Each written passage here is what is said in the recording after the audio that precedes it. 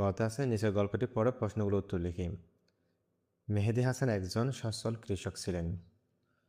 পরিবারে তিনি ছাড়া স্ত্রী, 2 ছেলে ও 1 মেয়ে। জমির ফসল থেকে যা আয় হতো তা দিয়ে সংসার ভালোই চলতো। তার ছেলেমেয়েরা হাই স্কুল পর্যন্ত পড়ে আর পড়াশোনা করেনি। তারা টাকা আয় করার মতো কোনো কাজও শেখেনি। ধীরে ধীরে সন্তানদের নিজস্ব সংসার হয়, জমির ভাগ হয়। তাদের প্রত্যেকের ভাগে জমির পরিমাণ কম হয়ে পড়ে। আস্তে আস্তে আর্থিক অবস্থা খারাপ হতে থাকে। একই গ্রামে সাইফুল ইসলাম মাছ ধরে সংসার চালাতেন। স্ত্রী, 1 ছেলে ও 2 মেয়ে নিয়ে তার পরিবার। কষ্ট করে হলেও তিনি ছেলে মেয়েদের লেখাপড়া শিখিয়েছে।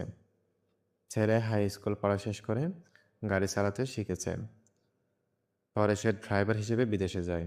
বড় মেয়ে পড়ালেখা শেষ করে ঢাকায় শিক্ষকতা করে।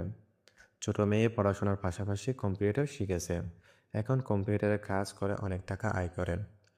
বড় ভাই বোন মিলে ছোট বোনের পড়াশোনার খরচ বহন করেছিল। সাইফুলের পরিবার এখন অনেক সচ্ছল।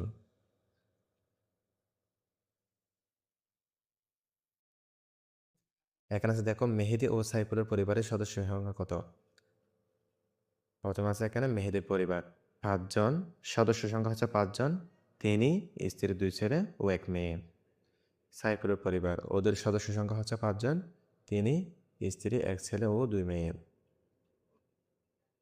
কোন পরিবারের সম্পত্তি বেশি? মেহেদী হাসানের পরিবারের।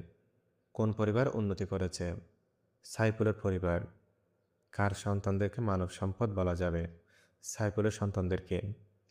কেন এদেরকে মানব সম্পদ বলা যাবে? কারণ তারা লেখাপড়া ও কাজ, ড্রাইভিং, শিক্ষকতা, কম্পিউটার শিখে দক্ষ হয়ে আয় করছে, অর্থাৎ আয় করেছে। তাহলে শিক্ষিত তোমরা এগুলো ভালো করে দেখে নিবে। এরপর এখানে আছে দেখো সঠিক উত্তরের পাশে টিক চিহ্ন দাও। 1 নম্বর আছে পঞ্চগড় বাংলাদেশের মানচিত্রে কোন দিকে অবস্থিত? আমি লিখতে পারি সর্বোত্তর। তোমরা কি লিখবা? সর্বোত্তর। 2 নম্বর আছে জনসংখ্যার দিক থেকে বাংলাদেশের অবস্থান সব দেশের মধ্যে কততম? আমরা লিখবো 8তম। তোমরা শিক্ষার্থীর 8তম লিখবা। 3 নম্বর আছে কোনটি শিল্পজাত পণ্য? চিনি, আখ, মশলা, তুলা। তোমরা কি লিখবে শিক্ষার্থীরা? চিনি। এখানে আছে দেখো সংক্ষিপ্ত প্রশ্ন। এখানে 4টি প্রশ্ন আছে শিক্ষার্থীরা। তাহলে চলো শিক্ষার্থীরা প্রশ্নগুলো দেখে নেওয়া যাক। চাকে অর্থকরী ফসল বলা হয় কেন? বিদেশে রপ্তানি করে প্রচুর বৈদেশিক মুদ্রা আয় করা যায় বলে তাকে কি বলে? অর্থকরী ফসল বলে। অর্থাৎ চাকে অর্থকরী ফসল বলা হয়। কয়েকটি কৃষিজাত পণ্যের নাম লেখো, যেমন ধান, গম, পাট, ডাল ও শাকসবজি। শিল্পজাত পণ্য বলতে কী বোঝায়? কারখানায় তৈরি বা প্রক্রিয়াজাত করা পণ্য হলো শিল্পজাত পণ্য, যেমন পোশাক, চিনি, ওষুধ। মানব সম্পদ বলতে কী বোঝায়? শিক্ষা ও প্রশিক্ষণে দক্ষ হয়ে কাজ করা মানুষকে মানব সম্পদ বলে। এরপর এখানে আছে দেখো গতে আছে বর্ণনামূলক প্রশ্নে, যে দেশের মানব সম্পদ যত উন্নত সে দেশ তত উন্নত কেন? দক্ষ মানুষ দেশের সম্পদ ব্যবহার করে উৎপাদন ও আয় বৃদ্ধি করতে পারে, তাই দেশের উন্নতি দ্রুত হয়। 2 নম্বর আছে এখানে নিচের কৃষিজাত পণ্যগুলোকে খাদ্যশস্য, শাকসবজি ও প্রাণীজাত শিরোনামে পৃথক করো। অর্থাৎ এগুলো পৃথক করে লিখতে বলেছে। তাহলে চলো শিক্ষার্থীরা এগুলো দেখে নেওয়া যাক। খাদ্যশস্য, এগুলো হচ্ছে খাদ্যশস্য শিক্ষার্থীরা। শাকসবজি, আর এগুলো হচ্ছে শাকসবজি, আর এগুলো হচ্ছে প্রাণীজাত। তোমরা শিক্ষার্থীরা এগুলো ভালো করে দেখে নাও, অবশ্যই নোট করে নিবা।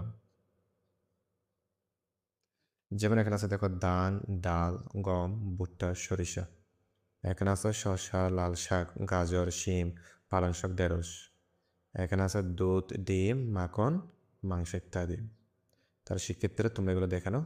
আর ভিডিওটা ভালো লাগলে অবশ্যই চ্যানেলটি সাবস্ক্রাইব করে আমাদের সাথে থাকুন।